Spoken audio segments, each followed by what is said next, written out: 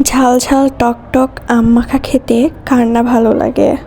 যদি হয় গ্রামের বাসা তাহলে তো এরকম সুন্দর করে গাছ থেকে সতেজ আম পেড়ে আম মাখা খাওয়ার মজাটাই আলাদা। টাটকা টাটকা আম মাখা খেতে যদিও ভালো লাগে, কিন্তু এটাকে আরও ভালো করতে হলে আরও অনেক কিছু করতে হবে। তার জন্য ফুল ভিডিওটি দেখতে থাকেন। প্রথমেই আমি আমটাকে ছিলে নিয়েছি, দেন তারপরে একটু কেটে কুচি কুচি করে দেন পাটায় আমি একটু থেতো করে নিব। থেতো করে নিলে এটা খেতে আরও ভীষণ মজা লাগে, মানে কি বলবো। আর তার সাথে আরও কিছু অ্যাড করতে হবে যেটার স্বাদ আরও অতুলনীয় করে ফেলবে।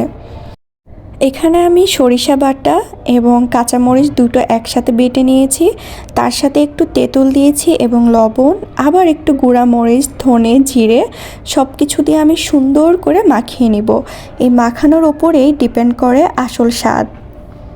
যদি আপনারা মনে করেন যে এখানে সরিষার তেল ইউজ করবেন সেটাও দিতে পারেন। আর এখানে হচ্ছে আমার দেবরের ফ্রেন্ড মেবি ওকে একটু বিট লবণ মেবি তৈরি করে দিয়েছিল, সেই বিট লবণটা অনেক টেস্টি ছিল, সেটাও আমি এখানে দিয়ে দিয়েছি। আর এই বিট লবণের কিছু কিছু সিক্রেট আছে সেগুলো, তবে কেনা বিট লবণের থেকে অনেক টেস্টি ছিল এই বিট লবণটা। আর এটা দিলে আরও স্বাদটাকে দ্বিগুণ করে দিয়েছে। দেখে তো আমারই এখন খেতে ইচ্ছা করছে।